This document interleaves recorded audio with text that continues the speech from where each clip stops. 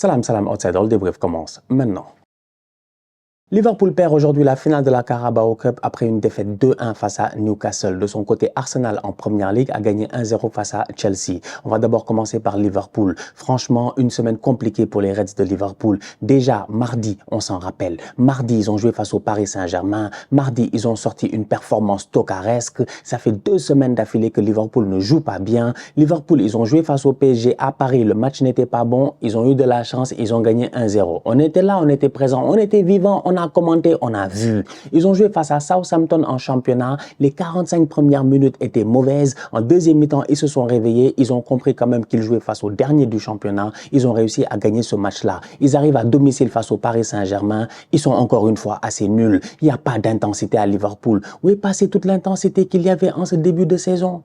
Ils étaient chauds. 1, 2, 3, ça nous parlait de Gravenberch, McAllister.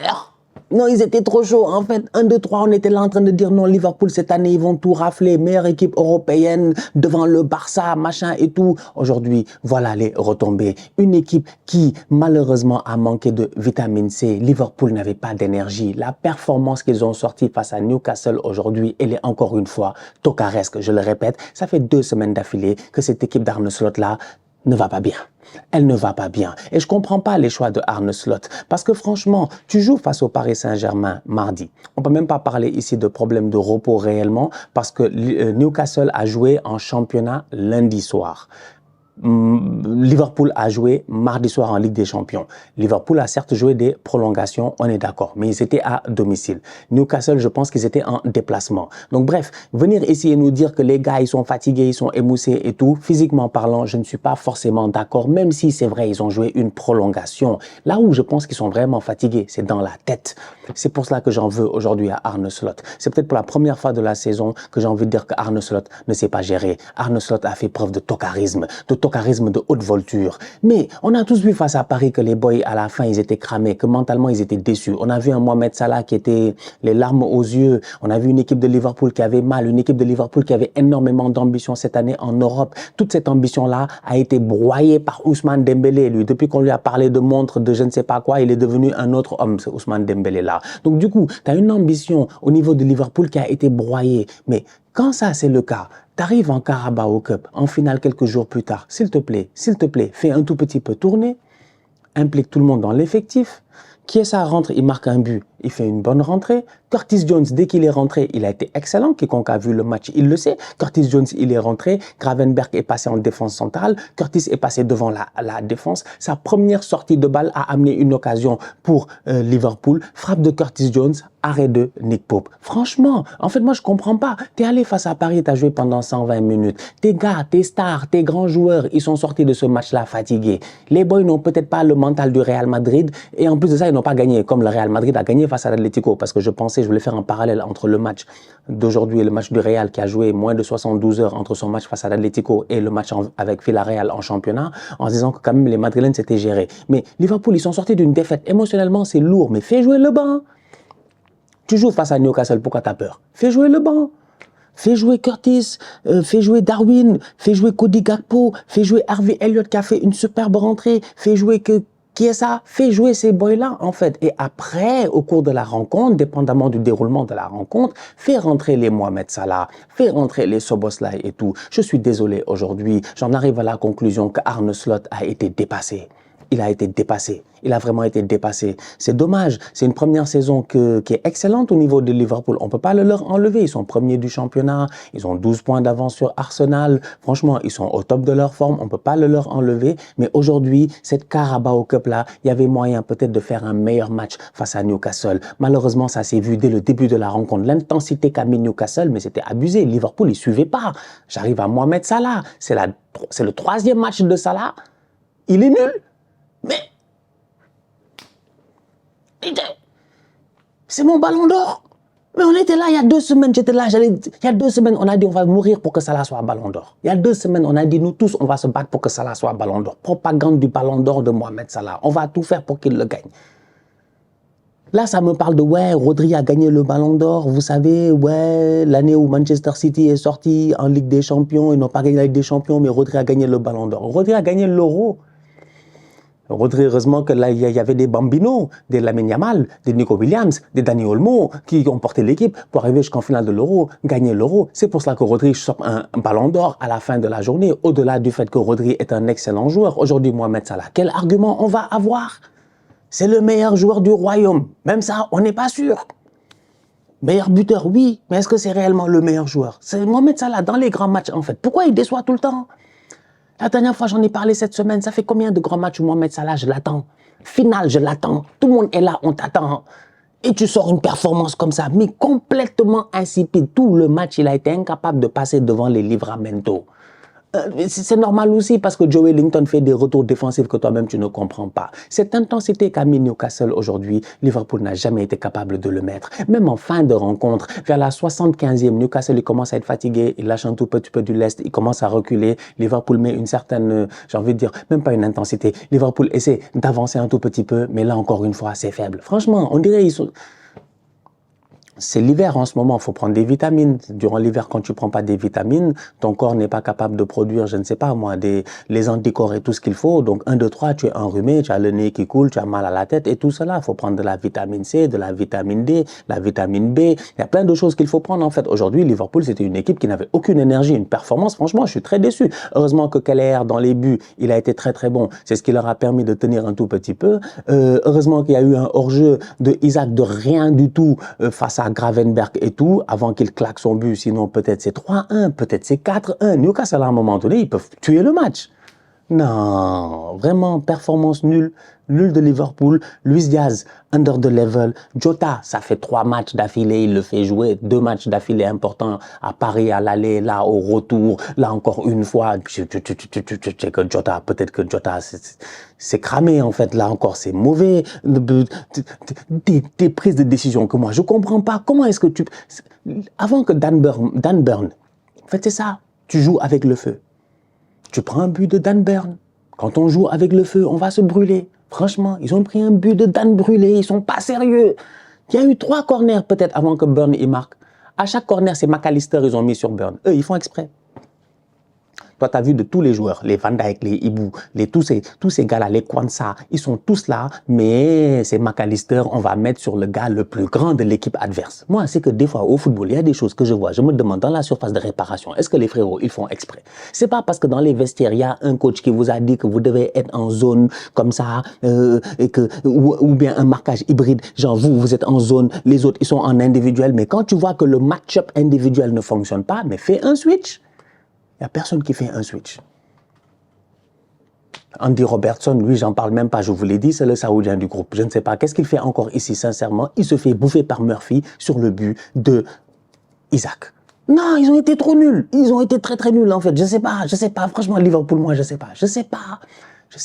Là, ils ont intérêt à se gérer en championnat. Il ne reste que le championnat. Ils ont été éliminés de la FA Cup qu'ils ont abandonné, plus ou moins, parce que je pense qu'ils voulaient se concentrer sur la Ligue des Champions. Ils ont eu un week-end de repos avant la Ligue des Champions. Ça ne les a pas empêchés de performer. C'est dommage. Ils ne se sont pas gérés face au Paris Saint-Germain. Ils étaient en finale de Carabao Cup. Ils devaient récupérer leur premier trophée. Ils ne l'ont pas fait. Il ne leur reste que le championnat. J'espère que mentalement, ça va tenir. Parce que si Liverpool continue sur cette lancée-là, il y a moyen qu'ils perdent encore des points. Et je vous rappelle que Arsenal-Liverpool ne s'est pas encore joué. Laissez-moi rêver. Bon, peut-être je rêve trop. Mais, comme on dit, le rêve, c'est gratuit. Dreaming is free. Dreaming is free. Donc, moi, j'ai envie de rêver gratuitement. Au niveau de Newcastle, j'ai envie de tous les saluer. Grosse intensité, top performance de leur part, beau but de la part de Dan Burn, une très très belle tête, mais encore une fois, comme je dis, McAllister au marquage, c'est pas sérieux. Nick Pope sort une bonne performance, il fait les arrêts qu'il faut. Au milieu de terrain, Joe Wellington, comme d'habitude, ce genre de joueur-là, ce genre de box-to-box-là. Moi, j'adore Joe Wellington. Joe Wellington, c'est un attaquant. Hein. C'est un attaquant. C'est un attaquant. Ils l'ont pris en Allemagne, c'est un attaquant. C'est un attaquant. Je sais pas ce qui s'est passé. Eddie Howe, il a vu le gars, ils ont vu l'intensité, ils ont dit, toi, tu vas jouer au milieu de terrain. Mais vous avez vu, début de deuxième mi-temps, Liverpool est mené. Je me dis, Liverpool, ils vont être chauds, ils vont revenir en deuxième mi-temps avec l'envie, la détermination et tout ça. Ils vont mettre les jabs, les machins et tout. Première occasion, débordement, centre pour Luis Diaz. Mais on dirait Luis Diaz, il était à 2 à l'heure. C'est Joe Wellington, il a quitté de là-bas. Il est venu le tacler pour récupérer le ballon. Après, il a soulevé tout le peuple de Newcastle. Ils ont été trop nuls aujourd'hui. Donc, Murphy, il fait un top match. Franchement, une top saison même de sa part. Isaac, comme d'habitude, on va voir cet été où est-ce qu'il va aller parce que Isaac, ça va être... Isaac, il va coûter très cher. Isaac, en ce moment, il y a le Barça, il y a Arsenal, il y a tout le monde est sur Isaac en ce moment. Donc, Isaac aussi, j'attends de voir. Franchement, une belle équipe de Newcastle qui a deux coachs. Ils ont Eddie Howe et Jason Tindall. C'est comme ça qu'eux, ils le chantent en fait. Franchement, ils ont Eddie Howe et Jason Tindall. J'ai eu la chance l'année passée d'aller à Newcastle. J'ai regardé Paris-Newcastle. Le 4-1, j'étais là-bas, à St. James Park. Je connais. C'est des bandits, c'est des gangsters, franchement. Ils ont deux coachs. Je te dis, c'est la seule équipe, ils ont deux coachs. Ça, même la FA doit essayer de regarder la régulation, là. Parce que tout le monde a un coach et un coach adjoint. Mais moi, je ne sais pas, en fait, c'est qui le coach réellement entre Eddie Howe et Jason Tindall. Parce que Jason Tindall, de toute façon, il est là à côté, il est toujours là. Il n'y a que lui, on voit. Non, c'est une équipe qui est familiale. C'est une équipe qui représente le nord de l'Angleterre, qui représente ces, j'ai envie de dire, ces ouvriers-là qui savent se battre. Franchement, c'est le club de Alan Shearer. Non, sincèrement, mes respects aujourd'hui. Il n'avait pas gagné de titre depuis 1969. On oublie les coupes Intertoto et les machins là, tout le monde a gagné ça, même Marseille a gagné ça. Vraiment, il faut oublier ces affaires-là. Il n'avait pas gagné un titre majeur depuis 1969. Ça faisait 56 ans, il n'avait pas gagné de titre. Non, il mérite largement. Donc, félicitations à cette équipe de Newcastle. Top performance de leur part aujourd'hui. Excellent. Un bon résultat, j'ai envie de dire, à distance, même si ce n'est pas la même compétition pour Arsenal. Arsenal, de son côté, a joué aujourd'hui 1-0 face à Chelsea. Bon, alors, j'ai pas envie de beaucoup trop parler parce qu'il n'y a pas beaucoup de choses à dire dans ce match-là. Déjà, le match était ennuyant. Je suis honnête avec vous, hein, moi j'ai pas trop kiffé le match. Hein. Le match était assez ennuyant. Par contre, j'ai envie de dire Chelsea, sincèrement, moi-même j'avais dit ici il y a quelques années, je m'en rappelle très bien parce qu'il y a des fans de Chelsea, on dirait ils ont que ça comme argument. Il y a quelques années, quand ils ont gagné la finale de la Ligue des Champions, j'avais dit que Chelsea, il y a moyen, c'est un plus grand club qu'Arsenal. Mais j'avais continué mon argumentaire en disant que en Europe, sincèrement, on peut pas le leur enlever, quoi. Les gars, sur les 10 dernières années, ils ont chopé 2 Europa League, 2 Ligue des Champions. Mes respects à Chelsea. En Europe, c'est une équipe qui est dangereuse. Mais j'avais dit que dans le championnat, on se connaît dans le quartier. Quand on ne parle que de première ligue, franchement, Chelsea, c'est nos petits. Mais c'est pas grave. Les gens, vous les connaissez sur Internet. Ils coupent ce qui leur intéresse et ils vont remettre ça en boucle. C'est pas grave, ça fait partie du jeu. C'est comme ça, les tocards en ligne. Donc du coup, moi, je suis calme aujourd'hui. Je regarde cette équipe d'Arsenal là et j'ai envie de dire, ça fait 8 matchs, je pense. Ça fait 8 matchs qu'on joue Chelsea. Non, ça fait 7 matchs qu'on joue Chelsea. Ça fait 7 matchs en première ligue que Chelsea nous a pas battus. C'est beaucoup. Ça fait 7 matchs, je dis bien, en première ligue que Chelsea n'a pas tapé Arsenal. C'est énorme. On a 5 victoires et 2 matchs nuls. Dans les 5 victoires, il y en a une où c'est 5-0. Aujourd'hui, sincèrement, on peut parler jusqu'à demain, quoi. Moi, Chelsea, je les respecte beaucoup parce que ce qu'ils font en Europe, parce que c'est une équipe en compétition européenne qui est capable de gagner des titres. Il se peut même que cette année, ils vont gagner la Conference League parce que c'est l'équipe la plus forte de la Conference League. Faut pas qu'ils se foutent de nous, quoi. Ils sont way over the level, en fait. Ils n'ont rien à faire là-bas, en fait. Ils sont juste trop forts par rapport à la compétition. Ils doivent normalement la gagner, mais en termes de jeu, c'est quand même assez faible. Aujourd'hui, ça joue face à Arsenal et franchement, pour moi, on a fait une top rencontre de football. On a été solide. Déjà, on a un clean sheet. C'est important. On va jouer face au Real Madrid dans quelques semaines. Faut pas encaisser beaucoup de buts. Ça me fait plaisir. C'est pas comme si Chelsea s'est créé beaucoup d'occasions. Frappe de Cucurella. David Raya a lâché le ballon. C'est passé à ça du poteau. Il a dit ouf. Nous tous, on a dit ouf. On est passé à autre chose. Gros match de la part de Saliba et de Gabriel en axe central. Ils ont été solides. Excellent match de la part de Timber sur le côté droit. Il a été dangereux. Lewis Kelly, j'en parle même pas. Mais Timber a tellement été dangereux qu'il a même traumatisé Maresca. Il a dit à Maresca, try harder. Il lui a dit, try harder. Après, il lui a donné la main. On était là. Moi, j'ai vu ça. J'ai dit, Maresca, pourquoi tu salues mon joueur, franchement? Le boy vient un tout petit peu de te... Et toi, tu le salues comme ça. Bref, au milieu de terrain, comme d'habitude, tes clan-chep, tout ça, ça marche bien. Franchement, on s'est géré. Corner FC, ça faisait longtemps on n'avait pas marqué sur corner. On a eu un corner aujourd'hui. Mikel Merino est venu, premier poteau. Il est venu, il a mis une tête comme ça, une tête à l'ancienne, une tête à la Luca Toni. Le ballon est passé au deuxième poteau. Ça m'amène au gardien de Chelsea. Franchement, je suis désolé. C'est une équipe qui aujourd'hui, autant Liverpool il manquait de vitamine C, autant Chelsea, eux, ils manquent carrément de fer. Eux, ils manquent de fer. Eux, t'as l'impression que c'est le boy là qui, 1, 2, 3, il a des fractures. Frère, mange un peu, t'as des fractures constamment, mange. Eux, en fait, c'est incroyable. Ils ont mis Sanchez dans les buts. Il est nul. Jorgensen, c'est ça, non, le deuxième. Jorgensen, il est nul. On l'a vu, il y a quelques semaines, Sanchez était trop nul. Ils ont dit, c'est pas grave, on va mettre Sanchez de côté, on va faire jouer Jorgensen pour tenter quelque chose. Jorgensen a joué, lui aussi, il a fait des bêtises, il est nul. Chelsea n'a pas de gardien.